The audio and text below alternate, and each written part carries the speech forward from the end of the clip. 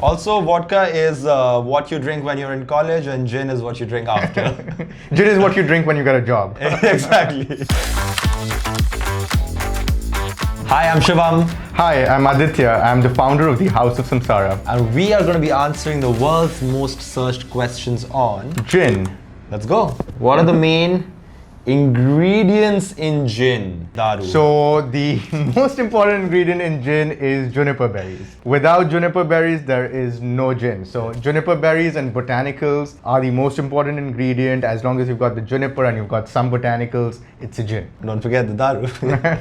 What's the difference between gin and vodka? So both gin and vodka are essentially start off as a grain spirit or a neutral spirit, if you will. And if you take this vodka and kind of distill or infuse it with botanicals, most important being juniper berries, what you get is a gin. Also, vodka is what you drink when you're in college, and gin is what you drink after. Gin is what you drink when you get a job. Exactly. How many types of gin are there? ये तो मैं नहीं जानता. Oh wow, way too many, I think. Okay. Right? So London dry gin, Yeah. most basic form of gin, basically means that it's completely distilled, no added sugar. You've got an Old Tom style of a gin, which is a slightly sweetened version of a gin. You've got a slow gin, which is steeped with, slow berries. You can also have, flavored gins, or of course, our favorite, that's a pink gin. Okay, so Samsara is primarily London dry. We also have a bunch of flavored gins, with our pink gin being the most famous out of our flavored gins collections. All right, everyone loves a pink gin. Dude, you know why that is? I think it's the pink color. What glass should you use for a gin and tonic? There's no rule, use any glass. My personal favorite is a wine glass, just makes you feel fancy, get a nice big wine goblet, top it up with as many fruits as you can, and just kind of feel special while having your glass of gin. Yeah, the big balloon, Yeah. the big balloon one.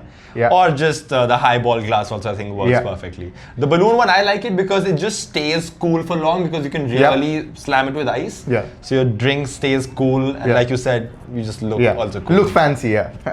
Can you make gin at home? ये मैंने लिखा है सवाल.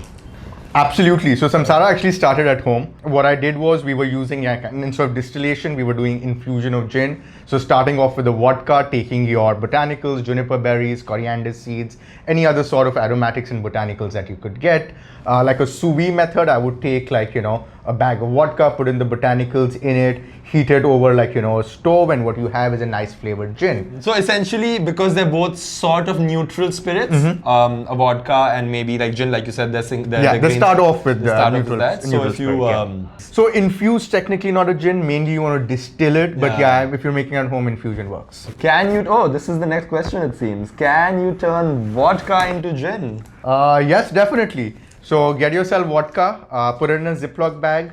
Take botanicals, go as crazy as you can with the botanicals, as long as you've got juniper in there. Put some nice fruit peels. You can put dehydrated strawberries, orange peels, and just seal up that Ziploc bag. Heat it in a water bath over a stove.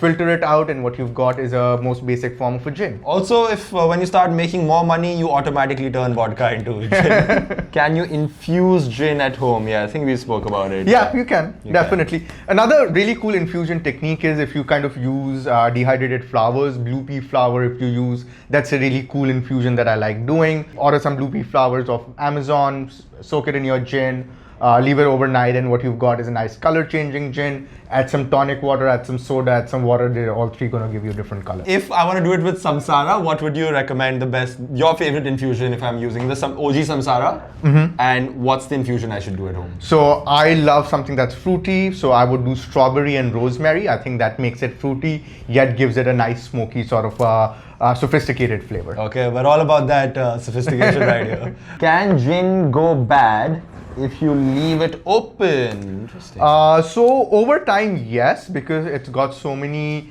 botanicals and aromatics in it. If you leave a bottle open for, let's say, a month, you would kind of notice some sort of deterioration in the flavor.